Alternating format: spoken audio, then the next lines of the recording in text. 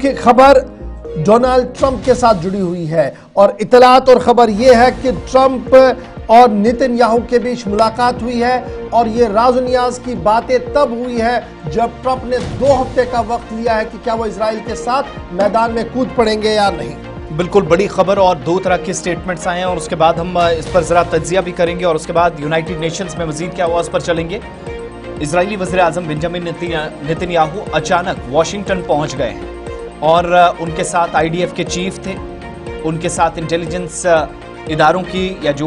वहाँ की एजेंसीज हैं उनके चीफ मौजूद रहे। मीटिंग सदर ट्रंप के साथ हुई है, नायब सदर के साथ हुई है, प्रेसिडेंट वाइस प्रेसिडेंट इस मीटिंग का हिस्सा रहे हैं और व्हाइट हाउस के अंदर होने वाली मीटिंग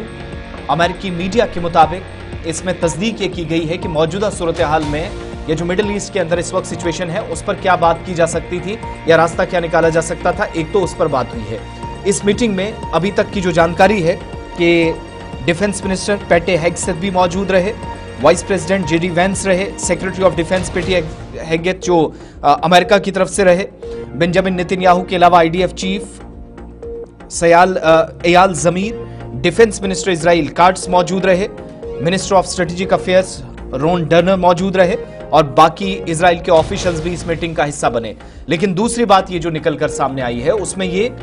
मीडिया के साथ बात करते हुए इजराइल के पास इतनी सलाहियत मौजूद नहीं कि वो ईरान के जौहरी सलाहियत या उसकी न्यूक्लियर ताकत को खत्म कर सके। सदर ट्रंप की जानिब से मीडिया से गुफ्तगू करते हुए इन ख्यालात का इजहार किया गया, कहा गया कि ईरान से बात करेंगे, देखते हैं क्या नतीजा निकलता है। मैं बातचीत से या मुज़ाकरात से पहले सीज फायर चाहता हूं। अमेरिकी राष्ट्रपति अमेरिकन प्रेसिडेंट के मुताबिक, खबरों के मुताबिक उनने कहा कि ज्यादा से ज्यादा 2 हफ्तों का वक्त मैं लूंगा, जिसके लिए मैंने कल भी बात की थी, यानी परसों वो बात कर चुके थे, कल फिर से रात देर गए, उस चीज की तरफ इशारा किया। प्लस ये कि मौजूदा वक्त में अगर मिडिल ईस्ट के अंदर इस तनाज़े को खत्म करना है, फर्स्ट सीज फायर, दूसरा न्यूक्लियर वेपन या जो प्रोग्राम इस वक्त कम से कम अमेरिका का है उसको खत्म किया जाए। हमले वाली भी तस्वीरें साथ साथ दिखाइएगा। ये जब मीटिंग हो रही थी तो उस वक्त इजराइल पर हमले भी जबरदस्त हो रहे थे या मिसाइलों की बारिश दूसरी तरफ हो रही थी। और सबसे इंपॉर्टेंट चीज इशफाक जो इसमें कही गई है कि आज के वक्त में अगर इजराइल को भी थोड़ा आगे बढ़ना है तो वो अकेले दम पर शायद ईरान का मुकाबला नहीं कर सकता। ये डिप्लोमेटिक लाइन पर भी जब आप देखेंगे बड़ा इंपॉर्टेंट है और जब आप इसको मिलिट्री आई से स्टेटमेंट को देखेंगे, सदर ट्रंप के स्टेटमेंट को, तो ये बड़ा इंपॉर्टेंट है कि Israel out of is own कुछ भी नहीं कर सकता है और ईरान का मुकाबला नहीं कर सकता। और ये तब पता लगा जब ईरान का जहाज आया, ईरान के ड्रोन्स आए, ईरान के हाइपरसोनिक मिसाइल्स आए, हाइफा को उड़ाने की कोशिश हुई, दीगर उन इलाकों को उड़ाने की कोशिश हुई जो शायद इजराइल ने सोचा भी नहीं था। और इजराइल को शायद ये लग रहा था जिस तरीके से फ़लस्तीन के अंदर, गजा के अंदर हमास के खिलाफ उन्होंने कार्रवाई की, शायद यहाँ पर भी उसी तरीके की कार्रवाई होगी और अपर हैंड जो है वो इजराइल को मिलेगा। लेकिन यहाँ पर कुछ पलट हुआ, मिसाइलों का एहतमाम हुआ और उन मिसाइलों का एहतमाम हुआ जिन्होंने बैक टू बैक उन तमाम एयर डिफेंसों को ख़त्म कर दिया जो एयर डिफेंस किसी न किसी तरीके से माने जा रहे थे कि ये जनाब हाइपरसोनिक के, ये हाई सोफिस्टिकेटेड एयर डिफेंस है और इससे मुल्क की हिफाजत की जाए। राजेश जी बहुत शुक्रिया सर, आज नए दिन हमारे साथ ज्वाइन करने के लिए। बड़ा इंपॉर्टेंट ये है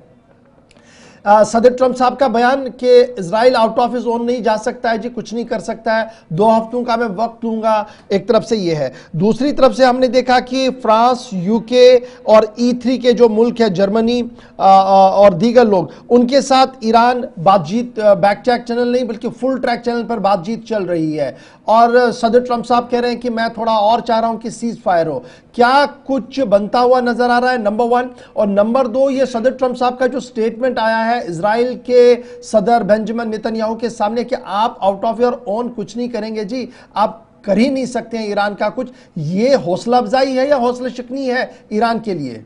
जी शुक्रिया, बहुत बहुत शुक्रिया आसिफ आपका और बहुत बहुत शुक्रिया इशफाक आपका। सबसे दो पॉइंट आपने रेज किए हैं, दोनों पर मैं अपनी बात रखना चाहूँगा। जहाँ पर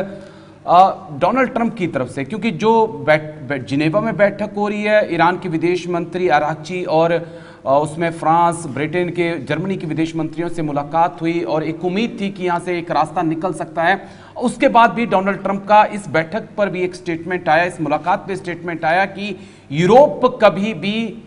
इजराइल और ईरान की जंग को नहीं रुकवा सकता है। यहां से एक चीज साफ है कि जो सब कुछ हो रहा है वो अमेरिका इस वक्त हैंडल कर रहा है। और दूसरा पॉइंट जो बहुत इंपॉर्टेंट है कि अचानक से नेतन्याहू अमेरिका पहुंचते हैं और उनके साथ उनके आईडीएफ के चीफ भी होते हैं, मोसाद के चीफ भी होते हैं, और डोनाल्ड ट्रंप और उपराष्ट्रपति जेडी वेंस के साथ उनकी मुलाकात होती है। इस अचानक से ऐसा क्या हुआ कि नेतन्याहू को अमेरिका पहुंचना पड़ा? उसके पीछे दो कारण है कि इस वक्त जो एक बड़ी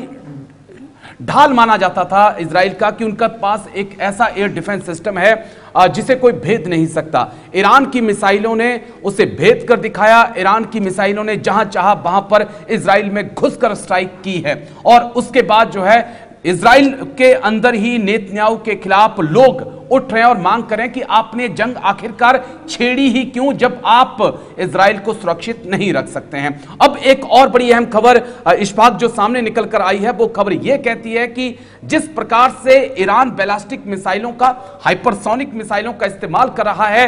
इजराइल के पास सिर्फ 12 दिन ही उन मिसाइलों को रोकने की क्षमता है। जो मेरे पास जानकारी है, लगभग 450 से ज्यादा मिसाइलें जो हैं पिछले 8 दिनों में ईरान की तरफ से दागी गई हैं। इन मिसाइलों में से सिर्फ 350 के आसपास मिसाइलों को जो है रोका जा सका है, लेकिन फिर भी 100 के आसपास मिसाइलें जो हैं वो इजराइल के अलग अलग शहरों में गिरी हैं। अब यहां पे हमारी चीजों को समझना होगा। अगर ये जंग जारी रहती है, इजराइल इसी प्रकार से अपनी ताकत का इस्तेमाल करता, ईरान इसी प्रकार से अपनी ताकत का इस्तेमाल करता है, तो इजराइल को बैकफुट पर आना पड़ेगा। और नेतन्याहू इस चीज को समझ रहे हैं कि उन्होंने जो अंदाजा लगाया था ईरान को लेकर, ईरान की ताकत को लेकर, यहां वो पूरी तरह से फेल हो चुके हैं। मोसाद पूरी तरह से अनुमान लगाने में फेल हो चुका है कि ईरान के पास ऐसी ऐसी मिसाइलें हैं जिनकी काट उनके पास नहीं है। यही कारण है कि पिछले 12 घंटों में हमने देखा कि किस प्रकार से नेतन्याहू अचानक से अमेरिका पहुंचे, डोनाल्ड ट्रंप से मदद मांगी। और एक चीज इशफाक जो और भी जरूरी हो जाती है कि फोर्डो साइट को अगर आपने, जो कि ईरान की सबसे मजबूत न्यूक्लियर साइट है, उसको आपने तबाह करना है तो आपको अमेरिका को लाना होगा।